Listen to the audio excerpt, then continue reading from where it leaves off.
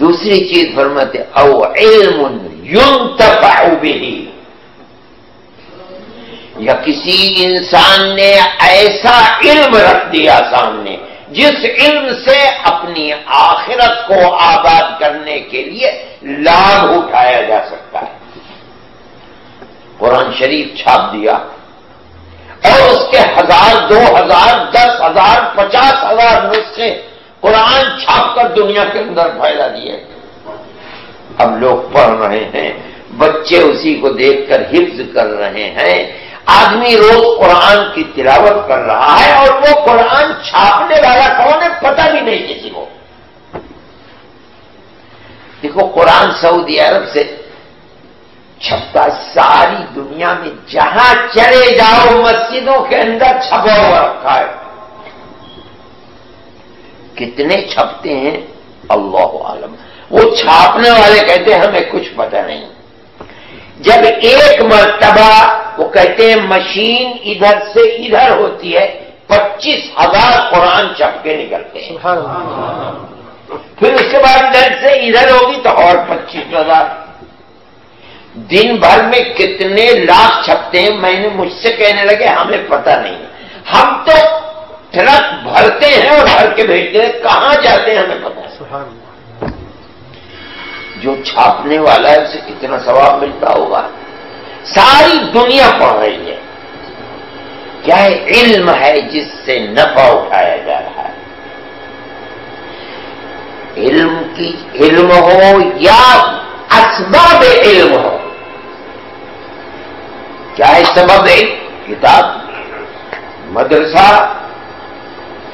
جو چیز بھی علم آخرت انسان کو دے رہی ہے، جس سے اس کی آخرت آباد ہو، موت کے بعد اس کے کام آئے، اللہ کی رحمت کا راستہ دکھلانے والا، اللہ کی جنت تک پہنچانے والا، اور انسان جو اس کے لیے سبب بن گیا، کارن بن گیا، اس انسان کے لیے موت کے بعد جب تک چلتا رہے گا دنیا لابھ اٹھاتی رہے گی، یہ مر گیا کنتو ثواب اس کو پہنچتا رہے گا، یہی ذریعہ ہے اس کا۔ تیسری چیز فرماتے ہیں او ولد صالح يدعو له، یا کوئی اولاد، ہر اولاد نہیں، فرماتے ہیں ایسی اولاد جو صالح ہے، نیک عمل کرنے والی ہے اور اس کے لیے دعا کرتی ہے، یہ تو بہت بڑی چیز ہے۔ اگر اولاد ہے اور صالح ہے، نماز پڑھتی ہے، روزہ رکھتی ہے، اللہ سے ڈرتی ہے، اگر دعا نہیں بھی کرتی،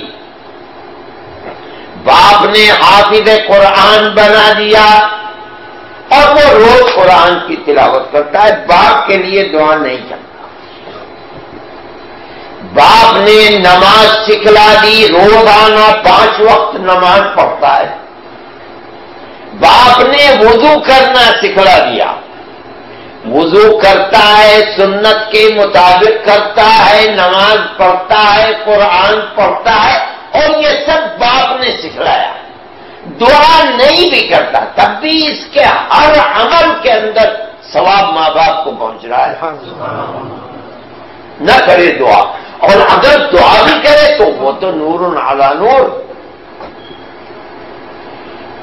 3 چیزیں بتائیں، صدقۃ جاریۃ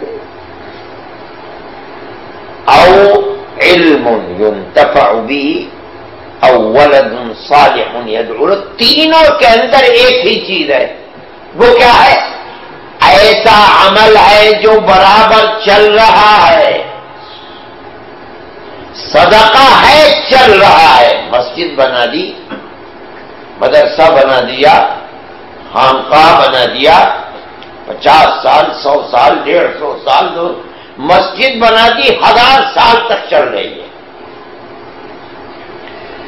علم ينتفع به، علم جس سے نفع، قرآن شریف چھپوا دیے، حدیث کی کتابیں چھپوا دی، فقہ کی کتابیں چھپوا دیں، فقہ اور حدیث اور قرآن کے پڑھنے کے لیے مدرسے بنوا دیے، مر گیا۔ لیکن مدرسہ ہے، آزاد ہے، پڑھنے والا پڑھ رہا ہے، پڑھانے والا پڑھا رہا ہے، چل رہا ہے عمل۔ تیسری چیز اولاد، آدمی مر گیا، اولاد چھوڑ کر گیا، اولاد کو حافظ بنا دیا، عالم بنا دیا، باپ مر گیا، اب یہ بیٹا مان لو کہ 80 سال تک زندہ رہا، 80 سال تک تہجد پڑھتا ہے، 5 وقت کی نماز پڑھتا ہے، روزانہ قرآن پڑھتا ہے، کتنا پڑھتا ہے؟ چاہے ایک سورت پڑھتا ہے، قرآن کی ایک سورت بھی کم نہیں ہے، 80 سال تک پڑھتا چلا گیا، باپ 80 سال پہلے مر گیا تھا، 80 سال تک روز اس کا لابھ باپ کو پہنچ رہا ہے، سبحان اللہ، اس لیے کہ اس کے قرآن کو پڑھنے، نماز پڑھنے کے لیے ذریعہ یہی باپ بنا تھا۔ اچھا 3 چیزیں بتائیں، لیکن میں آپ سے کہتا ہوں کہ مان لو ہماری مسجد بنا دی کسی نے، اب دیکھو اس مسجد کے اندر نماز بھی پڑھی جاتی ہے، یہ مسجد 50 سال آباد رہے، 100 سال آباد رہے، 200 سال آباد رہے، پھر اس مسجد میں امام صاحب روزانہ بچوں کو قرآن بھی پڑھاتے ہیں، تو یہ مسجد بھی ہے، صدقہ جاریہ بھی ہے، اور علم ينتفع به بھی ہے، سبحان اللہ، یہاں علم بھی ہو رہا ہے۔ اب بچے، آپ اپنے بچے کو مدرسے میں بھیجتے ہیں، کس لیے بھیجتے ہیں؟ تاکہ آپ کا بچہ صلاح پائے، نماز سیکھ لے، روزہ سیکھ لے، ایمان سیکھ لے، لا الہ الا اللہ سیکھ لے، محمد رسول اللہ سیکھ لے۔ مدرسے والے، مسجد والے کہتے ہیں اس کو مہینے کے اندر $50 اس کی فیس بھی دو، آپ $50 بھی دے دیتے ہیں، کیوں دیتے ہیں؟ تاکہ آپ کا بچہ مومن بن جائے، ایمان والا بن جائے۔ مرنے کے بعد یہ بچہ جب تک لا الہ الا اللہ محمد الرسول اللہ پر قائم رہے گا، ثواب آپ کو ملے گا۔ $50 تو آپ ہی دیتے تھے، سبحان اللہ، بھیجتے تو آپ ہی تھے۔ یہ ہماری جو مسجدیں ہیں وہ صرف مسجدیں نہیں ہیں، مسجدیں بھی ہیں، مدرسے بھی ہیں، اولاد کو صلاح و فلاح اور لابھ سکھلانے کا مرکز بھی ہے، سبحان اللہ، ہر خیر اس مسجد کے اندر ہے۔ میرے بھائی، یہ بڑی سعادت کی بات ہے کہ لوگ جمع ہوئے ہیں کہ آپ مسجد بنائیں، اور پھر مسجد بنانا تو بڑی چیز ہے۔ اللہ کے نبی نے فرمایا ہے کہ من بنا للہ مسجدا بنا اللہ لہ بیتا فی الجنہ، جس کسی نے دنیا میں مسجد بنا دی، مسجد کا کیا مطلب؟ اللہ کا گھر، جس طرح بیت اللہ، کعبۃ اللہ اللہ کا گھر ہے، ان مسجدوں کی نسبت بھی اسی طرف ہے، ان کا قبلہ وہی ہے، اس لیے ان کا مقام بھی بہت بلند ہے، اتنا بلند مقام ہے کہ یہ تو بہت اچھی دیوار ہے۔ اللہ کے نبی کی جو مسجد تھی اس کی تو دیواریں سب مٹی کی بنی ہوئی تھی۔